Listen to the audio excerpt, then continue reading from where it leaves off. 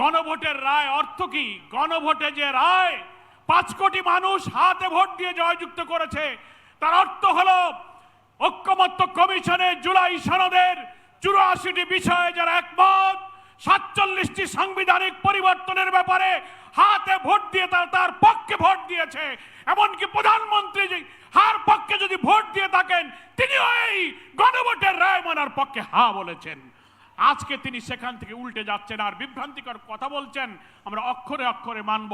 তাই যদি মানেন তাহলে কেন বলছেন নোট অফ ডিসেন্ট?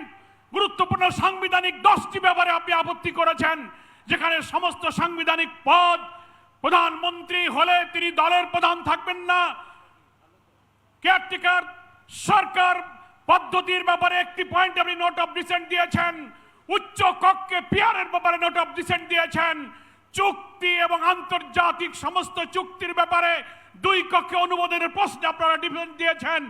আপনারা দুর্নীতি দমন কমিশন, পিএসসি, আপনি অডিটর জেনারেল, প্রধান বিচারপতি নিয়োগ, প্রত্যেকটি সাংবিধানিক পদ যা হলো এই সংস্কারের মূল কাঠামো, যেটা ঠিক না হলে এই রাষ্ট্র আবার ফ্যাসিবাদের দিকে ধাবিত হবে, সেখানে আপনারা না বলেছেন।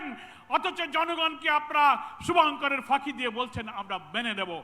5 কোটি মানুষ হাতে ভোট দিয়ে আপনাদের এই সেই নোট অফ ডিসেন্টকে খারিজ করে দিয়েছে। 5 কোটি মানুষের সামনে আপনাদের নোট অফ ডিসেন্ট নাই। গণভোটের ব্যালটে যে 4টি প্রশ্ন, সেখানেও নোট অফ ডিসেন্ট নাই। তার অর্থ হলো গণভোটের পুরা রায় আপনাকে মানতে হবে। তাই জুলাই আহত শহীদরা আজকে চোখের পানি ফেলে 1.5 বছর পর কেন আপনি প্রধানমন্ত্রী আপনার কাছে এই আবেদন সে জানাবে? বিলম্ব না করে পার্লামেন্ট চলমান আছে, এই পার্লামেন্টে আপনি সংবিধান সংস্কারের পরিষদের অধিবেশন আহ্বান করার সুযোগ আছে। আপনি ডাকুন, শপথ গ্রহণ করুন এবং গণভোটের ফলাফল অনুযায়ী সংস্কারের প্রস্তাবকে মেনে নিয়ে সংবিধানের তফসিল অন্তর্ভুক্ত করুন। তাহলেই শহীদদের রক্ত, এই আকাঙ্ক্ষা, আত্মদান তখন সফল হবে।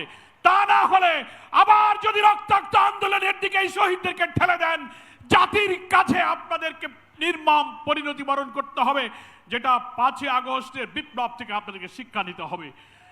আমি আজকের এই ময়দানে উপস্থিত সকলকে আবারও আহ্বান জানাবো, 11 দলীয় ঐক্যের পক্ষ থেকে বিক্ষোভ, সমাবেশ, মিছিল, সেমিনার, গোলটেবিল, দীর্ঘ কর্মসূচি শুরু হয়েছে।